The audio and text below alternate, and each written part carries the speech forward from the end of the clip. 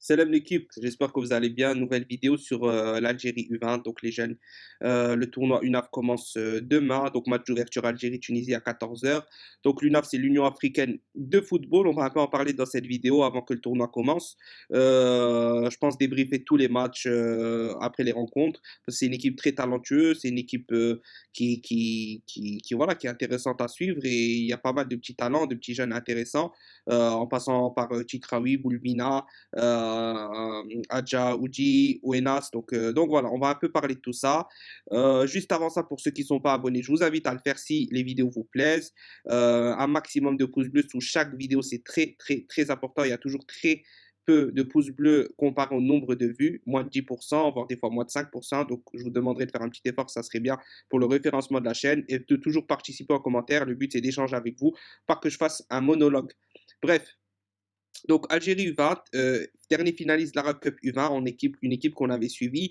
Il y a la playlist d'ailleurs qui est disponible où j'avais débriefé tous les matchs, etc. Notamment la finale, on avait fait deux trois vidéos dessus pour dire ce qui n'allait, ce qui n'allait pas. Les limites aussi du coach Lassette qu'on avait trouvé au bout d'un moment sur le dernier tournoi. Je pense que pour moi, s'il finit pas finaliste au minimum, encore une fois, il faudra trouver quelqu'un d'autre de peut-être un peu plus compétent. Je dis pas que c'est le plus mauvais, mais je dis que non plus, on n'a pas senti une patte parce que c'était une équipe où il y avait des choses bizarres. Il est très bon par contre dans les changements qu'il opère, ça, il n'y a rien à dire dessus, mais il y a quelques défaillances. Bref, cette équipe d'Algérie U20, honnêtement, c'est une équipe. Il y a beaucoup de binationaux, énormément de binationaux. Ça, c'est quand même intéressant à voir que les binationaux choisissent de plus en plus l'Algérie, hein. Il y a le cas avec les U17, les U20 aussi. Là, je crois qu'il va y avoir un nouveau qui vient de Lille qui a rejeté l'équipe de France de cette catégorie. Lara des U17 qui a rejeté l'équipe de France de cette catégorie. Bref, va falloir suivre des joueurs. La charnière centrale, toujours le gardien Wenas qui est très bon sur les pénaux, c'est son point fort, qui a des grosses qualités, mais qui faisait aussi pas mal d'erreurs. Moi, je l'avais relevé d'ailleurs, hein, dans les analyses d'après-match, etc. Il y a une vidéo d'ailleurs qui a été faite sur ce joueur, sur ce gardien. Donc voilà, on va passer maintenant, comme j'ai dit, on va pas rentrer dans les détails plus que ça, on verra ça pour les débriefs d'après-match, les compos qu'il y aura, etc. Voilà, en tout cas, on va passer, donc je vais vous montrer brièvement le programme de ce tournoi, et ensuite on passera à la liste, on va brièvement regarder les trois top players à suivre pour moi, à mon avis, et voilà, donc on passe au programme. Alors, pour ce qui en est du calendrier, donc, on va jouer la Tunisie donc à 14 heures au stade Arania.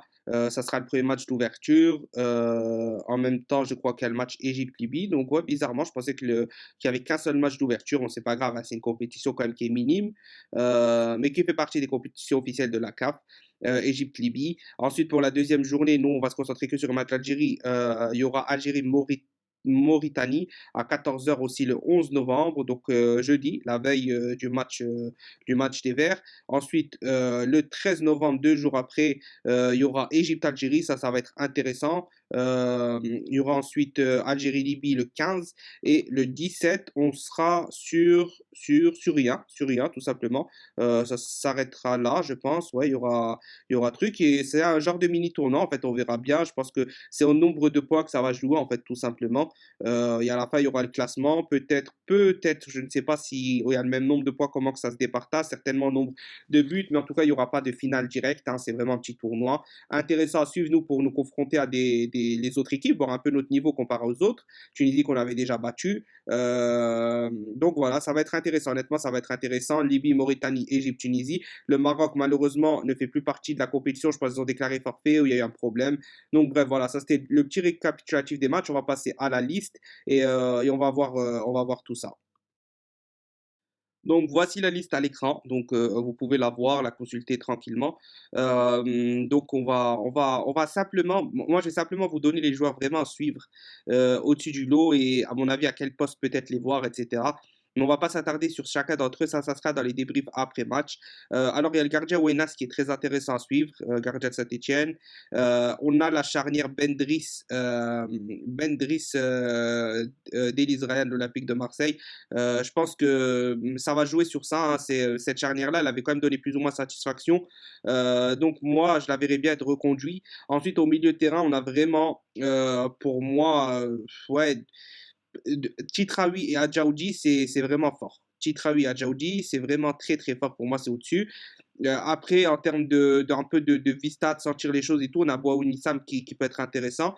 Le reste, c'est des bons joueurs, mais pour moi, il y a vraiment Titraoui et Adjaoudi qui sont vraiment, vraiment au-dessus. Là, Lazio Rome, Adjaoudi, c'est pas rien. Donc voilà, pour les attaquants, Aïtamer sur le côté droit, j'espère qu'il sera titulaire, hein. Il ne faut pas qu'il nous refasse comme la dernière fois à la 7.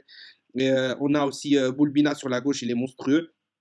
Poulbina Itamer gauche-droite, c'est très très fort. Et pour le buteur, franchement, je ne saurais pas vous dire qui mettre. Rao Jaurès peut-être en neuf, pourquoi pas.